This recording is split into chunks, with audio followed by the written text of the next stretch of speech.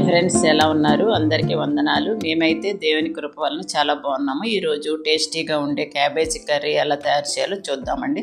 ముందుగా ప్యాన్ పెట్టి ఆయిల్ వేసి జీలకర్ర మినపప్పు వేసి వేగాక పచ్చిమిర్చి ఉల్లిపాయలు వేసి అవి వేగాక అల్లం వెల్లుల్లి పేస్ట్ వేసి పచ్చి వాసన పోయాక టమాటో ప్యూరీ వేసి ఆయిల్ సెపరేట్ అయ్యాక సన్నగా కట్ చేసుకున్న క్యాబేజీ వేసి మూత పెట్టుకోవాలండి. బాగా మగ్గిన తర్వాత కారం పసుపు సాల్ట్ వేసి మూత పెట్టాలి.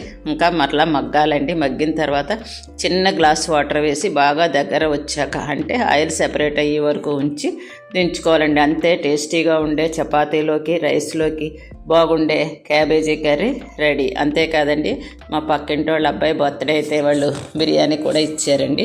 చిన్న మాట, నీతిమంతులు ఖర్జూరం వృక్షం వలె మొవ్వు వేయుదురు. చూడండి, దేవునిపై నమ్మకం ఉంచి నీతిమంతులుగా జీవించే వారి జీవితాన్ని స్పష్టంగా ఈ వాక్యం చెబుతుంది. దేవుడు వారికి కలిగించే ఆశీర్వాదము ఏమిటో ఈ వృక్షం ద్వారా మనకి తెలియపరుస్తున్నారు. ఖర్జూరపు వృక్షం ఎక్కడ పెరుగుతుందండి? ఎడారిలో పెరుగుతుంది. ఎలాంటి పరిస్థితులండి? ఎంత కఠినమైన వాతావరణం ఉంటుందండి. అలాంటి పరిస్థితిలో కూడా ఎండను భరించి నిలకడగా నిలిచి మనకి తీయని ఫలాలను ఇస్తుంది. అదేవిధంగా దేవునిపై విశ్వాసం ఉంచిన వారు పరీక్షలు, కష్టాలు, వ్యతిరేక పరిస్థితులు వచ్చినప్పటికీ నశించరు. అవకాశాలు లేకపోయినా దేవుడు వారికి ద్వారం తెరుస్తాడు.